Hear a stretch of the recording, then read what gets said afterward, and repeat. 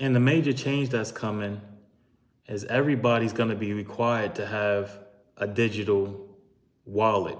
So a digital wallet is similar to Apple Pay. And Apple Pay is one ecosystem under one umbrella. Everything happens financially. Like they have the App Store or the Apple Store where you can go and purchase apps that will help you with your day-to-day activities. So they could easily have an app where you can go shopping, you can go food shopping, clothes shopping, trade stocks, something sort of like Block or Cash App, where everything is just happening under one umbrella and they can bring in that digitized coin, which I don't think that there will be the coins that are trading on Coinbase or the cryptocurrency market. Any of them are going to be legal. It's just going to be numbers, and that's going to allow the banks or whoever's controlling that digital wallet, if they do lose the money, to not cover your money. They will have time, and the government is going to set this up. They will have time to be able to replenish that money so everybody doesn't do a bank run. And when you go into your account, even though the bank's lost the money, you will see your money there. So that's where we're headed. We're headed into more of a secret financial system where we're not going to know exactly what the banks are doing, but you're still going to see your money there. And it's not going to affect you through your taxes. It's not going to affect you through your taxes. And this is the slick move that they pulled, where your taxes are not going to go higher for the bank bailouts, but you're going to see higher interest rates and you're going to see things get more expensive.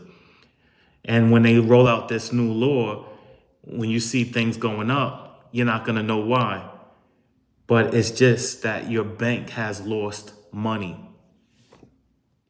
If the banks collapse or don't collapse, we're going to see major changes happening for you financially. We're moving more into digitized banking. And what does that mean? It means that you will have to have a digital wallet, and the banks will be protected by the government. So if the banks lose money, you'll still be able to go in your account and see that all your money's there. But on the backside, the banks have a required time by law that they will be able to replenish the money they lost. Yeah, there's going to be a whole new way when the economy becomes digitized that banks are going to shy away from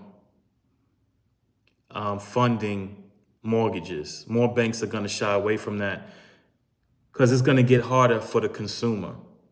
Now, when it gets harder for the consumer, they're going to open up the market where your neighbor or someone in another state can invest in your property or your future property and that mortgage. So the public is basically going to fund your mortgage.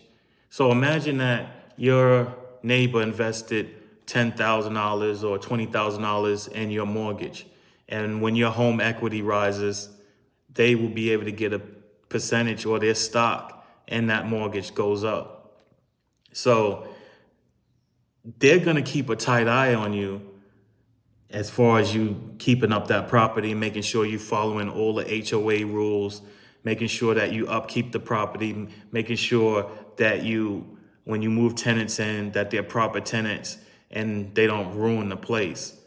So the house is going to be on the open market, and that way everyone can make money on real estate, not just, these iCloud brokerages like Open Door, Redfin, and OfferPad, things of that nature, because real estate is such a big risk. And if you are in the real estate business, you know that it's hard to get a loan because banks consider it such a risky business.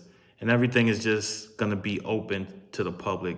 It's going to be really a digitized economy, and it's going to be open season when it comes to you making money. So if you don't have money, it's going to be hard for you not to make it because there's going to be so much opportunity around you.